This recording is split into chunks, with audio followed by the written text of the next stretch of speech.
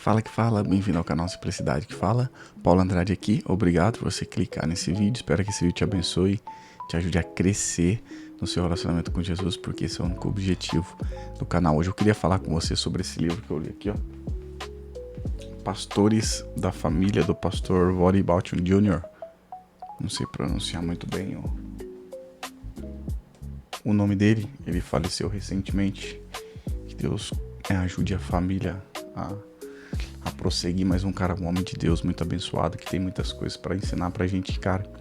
Esse livro tem me confrontado muito, já mudou muita coisa. Foi o primeiro livro que eu li agora em 2026 e assim, fez um rebuliço, pudesse usar essa palavra assim dentro de mim, mudando muitas coisas de como eu penso, de como eu deveria ver, das coisas que eu deveria procurar fazer e arrumar aqui dentro, principalmente da minha casa. Então eu queria compartilhar com você alguma dessas coisas. Estou falando um pouquinho mais baixo porque meu filho está dormindo aqui do lado, então tem que tomar cuidado para não acordar ele. Então esse livro, assim, se você está buscando a querer viver a masculinidade, querer ser um homem diferente, esse livro com certeza para você está entre um dos melhores livros que eu já li. É muito bom, é muito desafiador, vai te tirar completamente da zona de conforto, vai tirar você das suas fontes de Netflix, dessas coisas, de fazer repensar muita coisa. É isso que ele tem feito na minha vida. Então ele vai abordar algumas coisas que eu queria falar com você aqui bem rapidinho. Devo falar de pelo menos umas 6 aqui. Ele vai falar, por exemplo, que a família, ela é o centro da sociedade. Ou seja, que o que a igreja faz em relação a isso. Ele coloca essa questão assim, né? Que a família sendo o centro da sociedade, o que a igreja faz em relação a isso? Ela coloca os pastores para substituir o papel dos pais em suas famílias, em vez de discipular para serem pastores da família. E meu filho chegou, vem aqui com o papai. Aí. Olha lá, o papai tá gravando um vídeo lá pro YouTube.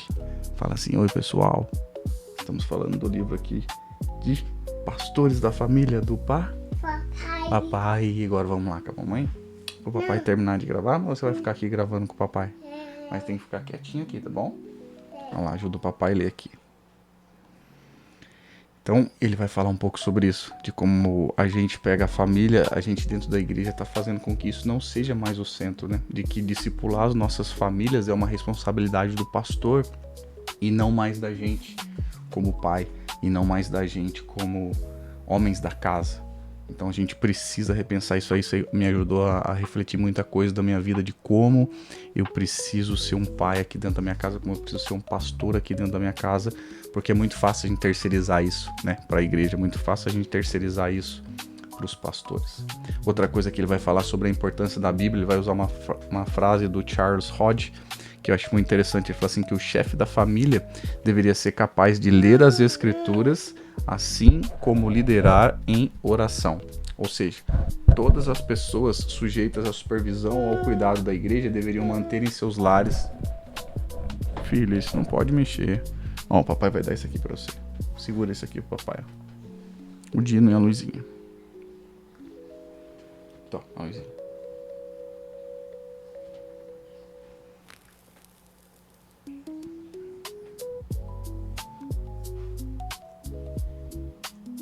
Então ele vai falar sobre isso, sobre como nós, como pais das nossas casas, a gente precisa ser responsável pela leitura bíblica, pela liderança bíblica dentro das nossas casas. Ele vai falar que todas as pessoas sujeitas à supervisão e ao cuidado da igreja deveriam manter em seus lares essa adoração a Deus, de que os presbíteros, os líderes, as pessoas que servem na igreja, que o mínimo, o requisito mínimo, devia ser que eles replicassem isso nas suas casas. Não que eles fossem só pessoas que servem muito bem, né, dentro do meio da igreja, dentro do culto, do sistema do culto, mas depois em casa fossem bem problemáticas. Então assim, a gente precisa ser os responsáveis para transmitir biblicamente a mensagem da Bíblia dentro das nossas casas. Nós como pais, como homens, precisamos assumir essa responsabilidade. Uma outra coisa que ele vai dizer sobre a vida devocional, ele vai falar que muitos pais e responsáveis do lar nos esquecemos que nosso papel principal e responsabilidade principal número 1 é a espiritualidade. Nós esquecemos disso, nós esquecemos de que a nossa vida devocional ela é importante, a gente precisa conseguir arregaçar as nossas mangas, fazer o que for para manter uma vida devocional de contato e comunhão com Deus e relacionamento com Deus, porque é isso que vai estabelecer todas as coisas dentro da nossa casa. Nós precisamos, ele vai dizer, ser pessoas piedosas e pessoas maduras. Pessoas piedosas são pessoas que têm bagagem espiritual, que conhecem a Deus, que sabem ouvir a Deus, que sabem fazer as coisas de Deus. E pessoas maduras são pessoas que carregam frutos, não necessariamente pessoas velhas.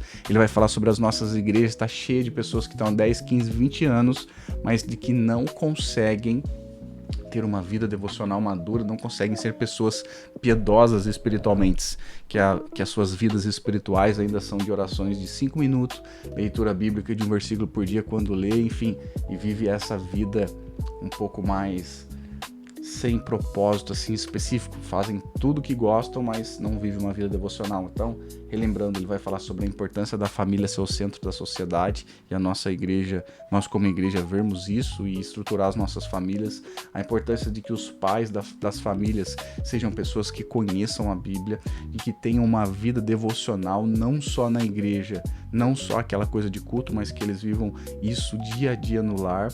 Ele vai falar de uma outra coisa muito interessante, que eu anotei dessa maneira aqui, que vão ser como se fosse leões do púlpito, ou seja, o que seria esses leões do púlpito? São pessoas que no púlpito, pregando, cantando, seja fazendo o que for, parecem homens de Deus, parecem pessoas que vão desbravar o reino de Deus, que vão fazer um monte de coisa, mas a hora que voltam para suas casas, continuam sendo jumentos, né? Quantas famílias não estão cheias de jumentos em casa, mas no púlpito coloca um terno, coloca uma roupa diferente, coloca a Bíblia debaixo do braço, grita, roda, faz um monte de coisa, aí chega em casa, não assume as responsabilidades que precisa assumir, volta aí pro bar de segunda a sexta, a ficar assistindo sentado no sofá. Eu tô falando de homens assistindo futebol, assistindo um monte de coisa, pratica um monte de coisa, faz um monte de coisa, mas não ama a esposa, não ama os filhos, não ajuda nos deveres do lar, não faz culto doméstico, que daqui a pouco eu vou chegar disso, não tem suas responsabilidades bíblicas, não consegue ler um livro no ano, enfim, são